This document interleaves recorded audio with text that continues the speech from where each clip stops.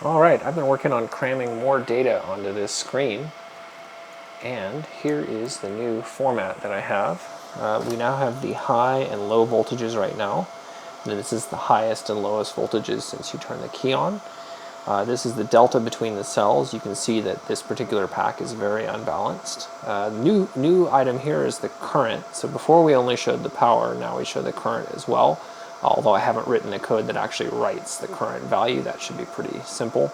And then we have the actual pack voltage, and then the spoofed pack voltage, which is a function of current.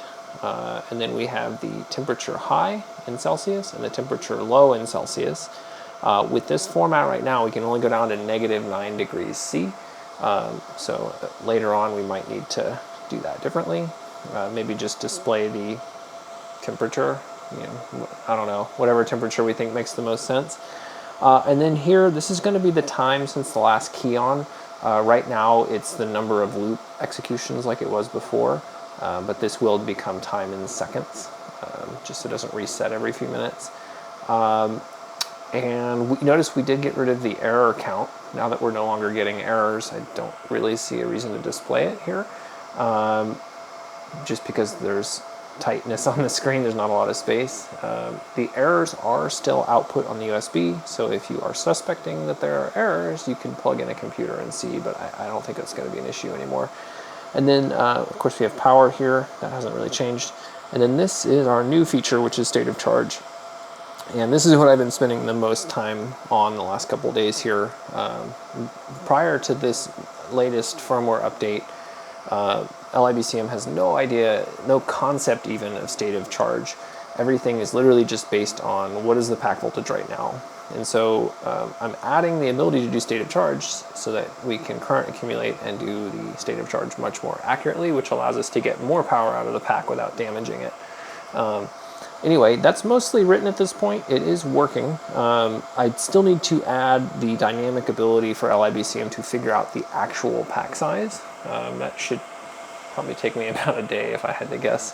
But we'll see. I've started to write it there. But so for example, say your pack is 5,000 milliamp hours. You tell LiBCM that when you program it. Well, LiBCM is going to use that at the beginning, but then eventually it's going to say, hey, look, hey, this pack's actually only 4,600 milliamp hours, and then it will adjust the state of charge by whatever milliamp hours it actually calculates. So I've got the current sensor hooked up so that we can spoof power here. You can see that right now the LiBCM thinks that the IMA system is delivering 26.3 kilowatts. And you can see that the state of charge is dropping because this is assist.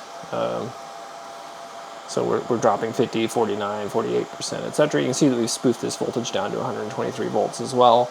And then, of course, regen will do the same thing, but I have to manually flip this single quadrant power supply around to do that. Okay.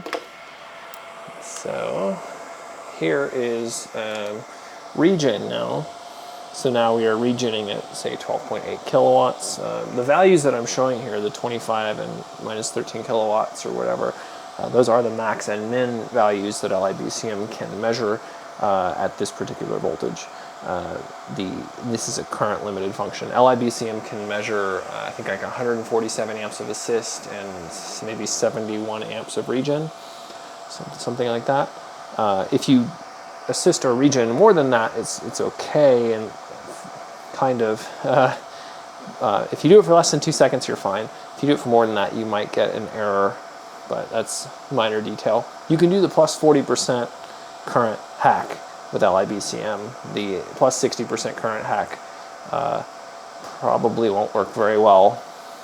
It might, and we'll see. Anyway, those are kind of the new screen updates. So kind of the big features again, we've added temperature, we've added current, and we've added the state of charge. And then we removed the error count, and we've changed the time from loop executions to time in seconds since the last key on. So, yep, those are the new changes to the screen.